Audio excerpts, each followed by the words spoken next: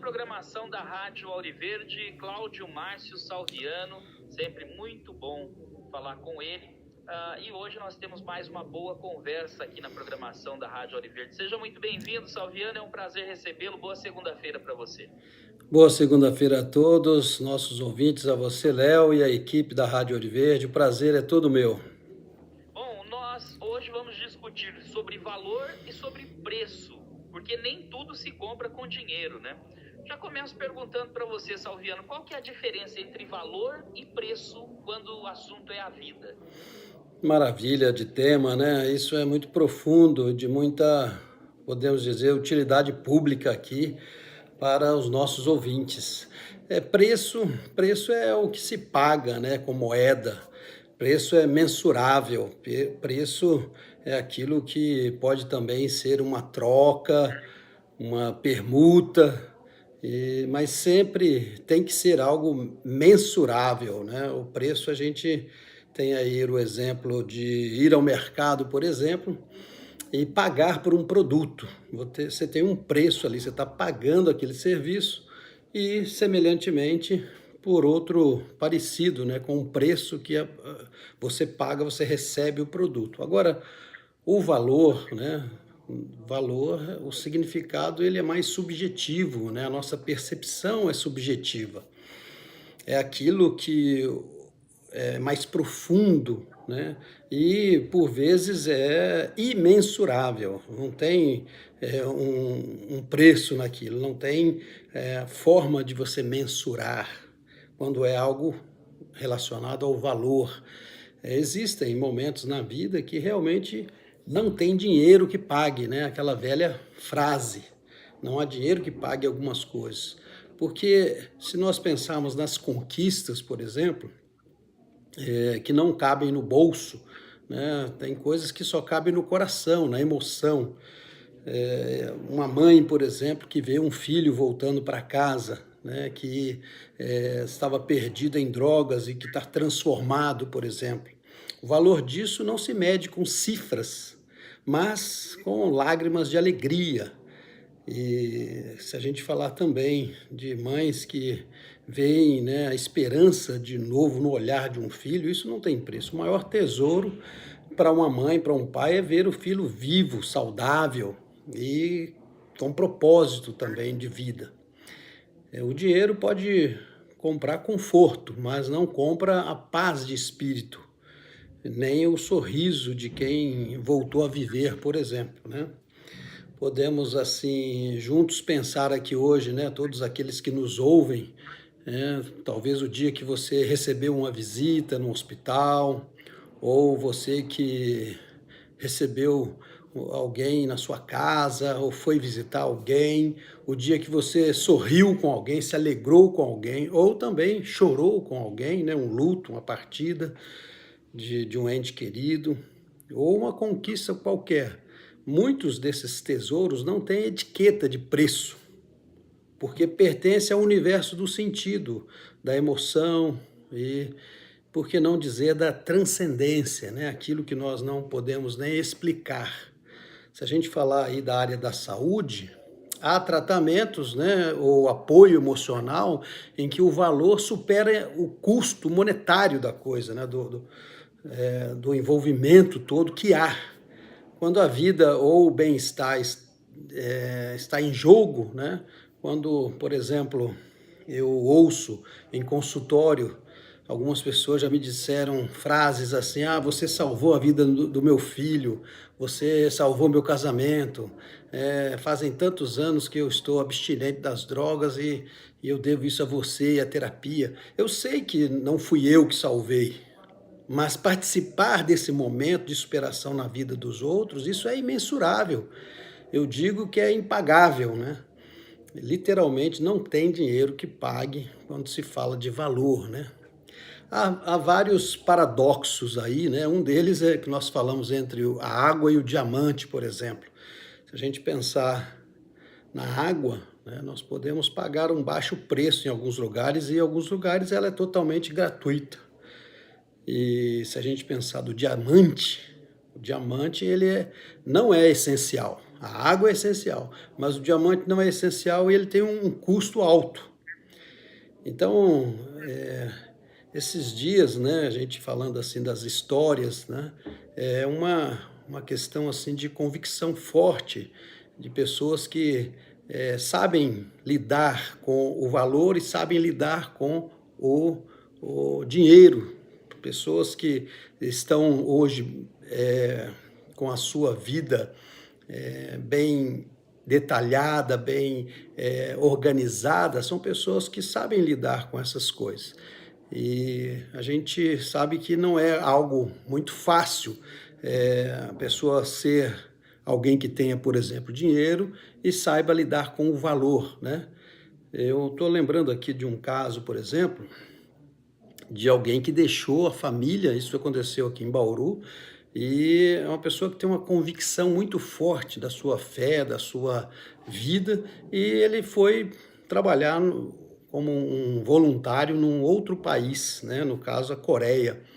Essa pessoa deixou aqui uma família, saiu, né, de um lugar onde ela tinha uma escola para filhos, uma boa casa, e ela resolveu, né, ir para um local onde o valor para ela é melhor do que o ter, né, o dinheiro em si.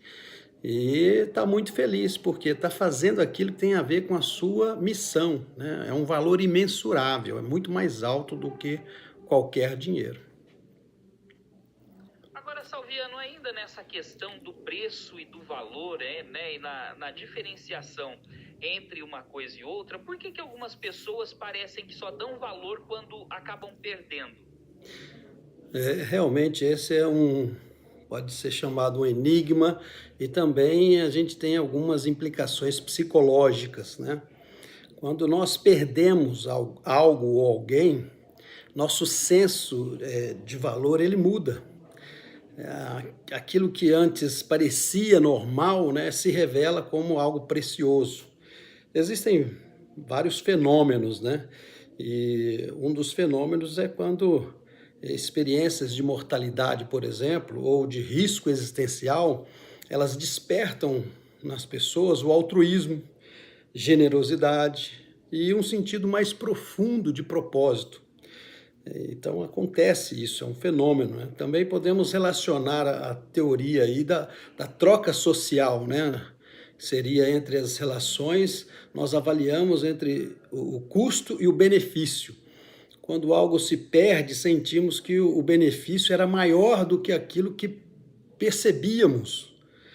Isso me lembra, inclusive, uma história contada por Olavo Bilac, né? Que ele encontrou um sujeito na rua e o sujeito tinha um sítio e pediu a ele que escrevesse um anúncio de venda do seu sítio. E aí ele escreveu, entregou a placa, né, para o sujeito, e passado um tempo o sujeito encontrou com ele na rua e a pergunta de Olavo Bilac foi: e aí, você conseguiu vender o seu sítio? E ele falou: jamais, nunca mais vou vendê-lo. E moral da história é que o que Olavo Bilac havia escrito fez com que a pessoa não vendesse mais. E o que ele disse foi mais ou menos assim: vende-se maravilhosa propriedade, onde os pássaros voam e cantam livremente. Ao final dessa propriedade, desce um rio de águas cristalinas e de relvas verdejantes, etc, etc, e coisas assim. Ele descreveu aquele sítio. Então a pessoa só passou a ver o que tinha depois daquele sentimento que iria perder. E ele falou: jamais eu vou vender, eu nunca tinha observado com esses olhos a minha vida, ou a minha propriedade, no caso, né? Então, muitas vezes isso acontece, né, com as pessoas que, infelizmente, precisam passar por esse sentimento de perda para aí começar a dar valor, né? No luto, por exemplo, ou em cuidados paliativos, a psicologia ensina muito essa questão em que as pessoas começam a pensar mais sobre a vida. Nós acolhemos as pessoas e levando assim, considerações tanto o luto quanto o que ela tem ainda na vida. porque muitas vezes as pessoas passam por um luto, mas infelizmente não conseguem desenvolver mais a sua vida porque estão presas, né? Presas ao que não pode mais ter. E aí é uma situação um pouco mais complicada, né? Então a gente precisa restituir, reconsiderar, reeditar, reescrever a história da pessoa junto com ela. E é um processo que também assim não tem preço, né? Tem valor. E é muito gostoso quando a gente consegue estruturar a pessoa psicologicamente, ajudando nesses momentos de superação, e a pessoa tem ali a mente equilibrada, né? E isso é um alicerce para a vitória. Pessoas que vencem o câncer, por exemplo, uma coisa interessante, né? Elas sempre dizem, se a minha cabeça não estivesse forte, eu não teria vencido. Então, uma mente sadia, né? Uma boa estrutura psicológica permite essa transformação de medo em força, de dor em aprendizado. Eu me lembro de uma mulher que superou a doença assim grave do marido e começou a recomeçar, né, após essa perda que ela teve, e teve que fazer as coisas sozinha, e ela dando o depoimento de que não tinha como agradecer, né? Era como se ela se tornasse uma milionária, porque ela começou a fazer aquilo que ela nunca havia feito. Então teve uma resiliência, né? E todas essas pessoas mostram que a fé, a resiliência e o apoio emocional são poderosos aí quanto à questão de tratamento. É algo, podemos dizer assim, milionário no que se diz respeito a valor, né? Não a dinheiro. Agora, Salviano, para a gente encerrar essa conversa, né, ainda nessa discussão sobre valor e também sobre as perdas, né, eu gostaria de perguntar para você como que nós podemos estar mais atentos a essas coisas e perceber o valor das coisas que não têm preço. Olha, eu sempre gosto de contar assim exemplos, né? Então tem um exemplo de uma psicóloga chamada Edith Eger, EGR, né? Edith Eger. Ela sobreviveu também ao Holocausto e depois, com a sua vida, a sua história, né? Se tornou assim, após experimentar o pior da vida, ela se dedicou a ajudar muitas outras pessoas. Ela teve outros significados na vida. Falou sobre o perdão, sobre a liberdade. Então ela tornou assim aquilo que era traumático em valor terapêutico, ensinando, né, que a vida e a liberdade interior são os maiores tesouros que nós temos, né? Não há o que se compra, né, com esses tesouros, na verdade, que nós temos, eles não são comprados, né? Quando o amor, que supera tudo, na verdade, ele entra na vida da pessoa e faz ela entender a diferença entre fazer por amor e fazer por valor, né? Essa é toda a diferença. Não é fazer por uma questão financeira, mas fazer por uma questão de valor próprio. Então, as pessoas que têm essa consciência, elas vivem melhor, elas fazem de coração, não é por hipocrisia, não é por pressão, mas elas fazem porque o seu interior, aquilo que elas mais acreditam, elas conseguem transpassar o que os valores monetários têm. Então, eu sempre digo que para que a gente possa valorizar essas situações na vida, precisamos tirar a questão monetária muitas vezes. Durante a minha experiência profissional, eu sempre tive o privilégio de atender tantas pessoas que têm condições como pessoas que não têm condições. Isso faz parte da minha vida. E a gente não muda o tratamento, não muda como a gente entende a pessoa, né? E saber dividir isso, infelizmente a gente ouve muito dizer, fulano pagou e ele foi melhor atendido do que o outro. Isso é desleal, né, nas nossas profissões, principalmente na minha, né? Então, o dinheiro ele nunca vai substituir a vitória da alma, a verdade é essa.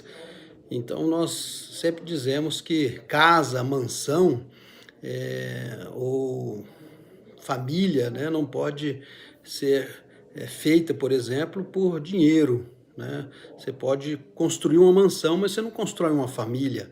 Você pode ter, assim, construir um templo, mas você não tem como introduzir a fé dentro da pessoa, né? Você não pode financiar escolas somente e não dar ao estudante a sabedoria. Quer dizer, o dinheiro compra o fazer, mas não compra o ter. Você pode ter, mas o ser, né? Isso é muito mais importante, está intrínseco no ser humano. Então a gente sempre fala sobre essas questões das vitórias, né?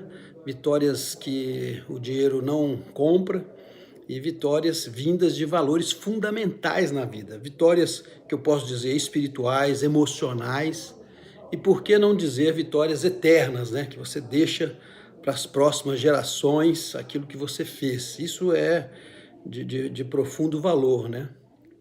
Práticas assim que eu posso sugerir, né, para os nossos ouvintes, isso é muito bom a gente falar. Primeiro, praticar gratidão todos os dias, isso é algo que não tem preço, né? Reconhecer algo ou alguém como valioso, né? Mesmo que simples, uma coisa simples, um abraço, uma conversa, reconhecer o nascer do sol, por exemplo, ou o pôr do sol, coisa que eu amo fazer, olhar o pôr do sol. Registre as memórias, use um diário, use fotos, gravações para lembrar, né, dos eventos, e pequenos ou grandes eventos, né? Isso vale a pena. Cultivar bons relacionamentos é algo que a gente sempre tem dito que não tem preço isso, né? A amizade, né? Investir tempo com amigo, com família, com mentores. Tempo juntos tem assim um valor que não se compra mesmo, né? Então, reflexão sobre a mortalidade, isso é algo que dá um assunto bem vasto, mas às vezes as pessoas não conversam sobre isso, né? É importante reconhecer que somos finitos, né? Nessa terra nós podemos até ajudar algumas pessoas, mas somos finitos, né? Voluntariado é outra coisa legal que a gente sempre diz que tem a ver com você se doar e não você vender algo, você ter um tempo, dar atenção, dar cuidado ao outro, é uma forma poderosa de gerar valor na vida. Então, reavaliar essas prioridades também financeiras, muitas pessoas compram, há quem diga, né, que há aquele que compra com dinheiro que não tem para mostrar para o outro que não gosta, alguma coisa assim. E muitas vezes a gente confunde o ter com o ser, conforme eu já havia dito, né? Pergunte assim para você mesmo hoje, né? O que eu valorizo mais? Quando você for comprar alguma coisa, pensar, eu preciso disso mesmo? Isso realmente tem valor para mim ou é apenas eu estou querendo gastar esse dinheiro, né? Praticar compaixão, outra coisa que não tem preço, né? É um valor maravilhoso quando você pratica, você busca praticar isso.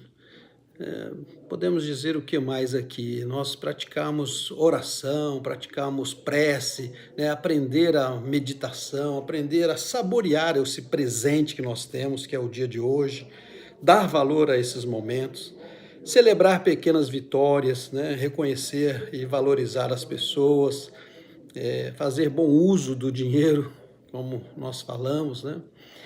E eu poderia dizer também hoje aqui uma coisa que eu gosto muito de sugerir, né? Que são alguns filmes. E está me vindo à mente aqui, por exemplo, aquele filme Antes de Partir, que fala muito da questão do tempo, fala muito da questão do valor financeiro, mostra uma pessoa rica e uma pessoa pobre. E as duas estão com câncer no hospital. Então, estão no mesmo quarto. Um é o dono do prédio e o outro é um simples mecânico, se eu não me engano. E, na verdade, os dois ali têm algo muito em comum, que é o pouco tempo de vida que resta a eles. E o nome do filme é Antes de Partir. Se eu não me engano, é com Morgan Freeman. e o Jack Nicholson. Tem vários filmes, tem A Corrente do Bem, Quando o Homem Ama uma Mulher, tem 12 Homens e uma Sentença, Os Últimos Passos de um Homem. Todos esses filmes são filmes que eu trabalho terapeuticamente, por isso eu tenho todos aqui na minha mente, mas se o ouvinte quiser depois, a gente pode sugerir outros. Muito bem, tá aí o recado do nosso querido Cláudio Márcio Salviano, ele que é psicólogo clínico e palestrante. Salviano, as pessoas que quiserem encontrá-lo através das redes sociais, como devem fazer? É @psicólogo palestrante, né, no Instagram, e @salviano psicólogo palestrante no YouTube. Maravilha, tá dado o recado então. Um abraço para você, Salviano, e até mais. Um abraço, até mais.